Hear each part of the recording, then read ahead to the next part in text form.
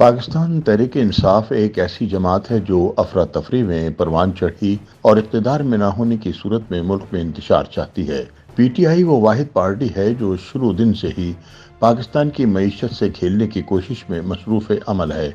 P T I قیادت اقتدار کی ہوس میں اندھی ہو کر معاشی بلیک میلنگ کو سیاسی حربے کے طور پر استعمال کر رہی ہے اور اس حد تک جا رہی ہے کہ پاکستان سری لنکا کی طرح ڈیفالٹ کر جائے۔ ان خیالات کا اظہار پاکستان کے اعزازی سفیر اور ممتاز صنعتکار مرزا اشتیاق بیگ نے اپنی ایک تحریر میں کیا ہے۔ اپنے کالم میں وہ لکھتے ہیں کہ بانی P T I Imran Khan کا عالمی مالیاتی ادارے کو مداخلت کی دعوت دینا اور آئی ایم ایف کی امداد کو خط لکھ کر پاکستان کے حالیہ الیکشن کے نتیجے سے مشروط کرنے کے بیان نے تشویش کی لہر دوڑا دی ہے اور ہر محب وطن کو یہ سوچنے پر مجبور کر دیا ہے کہ کیا ان کا یہ مطالبہ ملک دشمنی کے مترادف نہیں۔ ان کے پاکستان مخالف بیان کے بعد عوامی رد عمل کے نتیجے میں توقع کی جا رہی تھی کہ پی ٹی آئی قیادت اپنے موقف سے پیچھے ہٹ جائے گی، لیکن بانی پی ٹی آئی یہ جانتے ہوئے بھی کہ پاکستان کی موجودہ معاشی صورتحال میں آئی ایم ایف کا پروگرام پاکستان کے لیے انتہائی اہمیت کا حامل ہے، اپنے موقف پر بضد رہے۔ ان کا کہنا تھا کہ اگر آئی ایم ایف نے حکومت کو قرضہ دیا تو وہ واپس نہیں کرے گی اور آئی ایم ایف کو خط لکھنے کی صورت میں پاکستان کے مفادات کو کوئی نقصان نہیں پہنچے گا بلکہ یہ ملکی مفاد میں ہوگا۔ تاہم یہ بات خوش آئند ہے کہ آئی ایم ایف نے پی ٹی آئی قیادت کی تجویز کو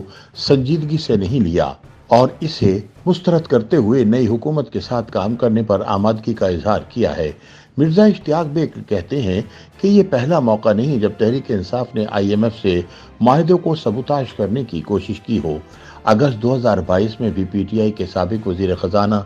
شوکت ترین کی اس وقت کے پنجاب کے وزیر خزانہ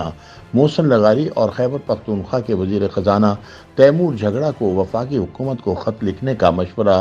دینے کی آڈیو لیک ہوئی تھی کہ وہ آئی ایم ایف کے معاہدے کی تکمیل نہیں کر سکتے۔ یہ اس وقت ہوا تھا جب پی ڈی ایم نے بانی پی ٹی آئی کو تحریک عدم اعتماد کے ذریعے اقتدار سے بے دخل کر دیا تھا اور پی ٹی آئی کی پنجاب اور کے پی کے دونوں میں حکومتیں تھیں۔ اس طرح اپنے 2014 کے دھرنے کے دوران بانی پی ٹی آئی نے سول نافرمانی کی کال دی تھی اور یوٹیلیٹی بلز کو جھلاتے ہوئے لوگوں سے کہا تھا کہ وہ اپنے بل ادا نہ کریں اور بیرون ملک مقیم پاکستانی اپنی رقوم بینکنگ چینل کے بجائے ہنڈی سے بھیجے، مگر محب وطن پاکستانیوں نے ان کی اپیل کو مسترد کر دیا۔ مرزا اشتیاق بیگ کے مطابق تحریک انصاف کے علاوہ دیگر سیاسی جماعتوں کی ملک کو ڈیفالٹ کرنے کی کوئی مذموم کوشش سامنے نہیں آئی۔ پاکستان مسلم لیگ نون نے بھی 2018 کے الیکشن کو متنازع قرار دیا تھا اور مسلم لیگ نون کے علاوہ دیگر جماعتوں کی جانب سے بھی الیکشن میں دھاندلی کے الزامات لگائے گئے تھے۔ میاں نواز شریف اور مریم نواز جیل میں تھیں۔ پاناما کیس کا فیصلہ جس طرح دیا گیا وہ تاریخ کا ایک سیاہ باب ہے جسے بعد ازاں عدالت نے ختم کر دیا۔ اس کے باوجود کسی موقع پر مسلم لیگ نون نے پی ٹی آئی حکومت کے آئی ایم ایف معاہدے کو سبوتاژ کرنے کی کوئی کوشش نہیں کی۔ اس طرح ماضی میں جب بے نظیر بھٹو صاحبہ قید و بند کی صعوبتیں برداشت کر رہی تھیں یا ان کی شہادت کے وقت ان کی پارٹی نے اس طرح کا کوئی خط آئی ایم ایف کو لکھنے کی سازش نہیں کی، ایسے میں جب پاکستان اپنی معاشی تاریخ میں انتہائی کمزور مقام پر کھڑا ہے اور ڈیفالٹ کا خطرہ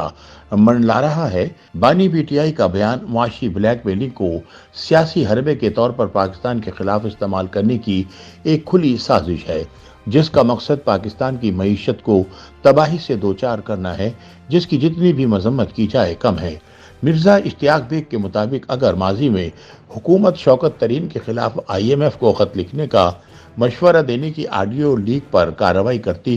تو آج پی ٹی آئی قیادت کو دوبارہ یہ بیان دینے اور پاکستان کی سلامتی سے کھیلنے کی جرأت نہ ہوتی۔ پی ٹی آئی کی قیادت کی شروع دن سے یہ کوشش رہی ہے کہ آئی ایم ایف معاہدے کی توثیق نہ ہونے پائے، جس کے نتیجے میں اگر معیشت تباہ حالی کا شکار ہوتی ہے اور ملک دیوالیہ ہوتا ہے تو اس کی ذمہ داری آئندہ حکومت پر ڈال کر سیاسی فائدہ حاصل کیا جائے۔ بانی پی ٹی آئی کا بیان غیر ذمہ دارانہ اور وطن مخالف ہے جس کا نقصان کسی سیاسی جماعت کو نہیں بلکہ پاکستانی عوام کو اٹھانا پڑے گا۔ ان کے اس طرز سیاست سے پی ٹی آئی اور پاکستان دونوں کو نقصان ہوگا۔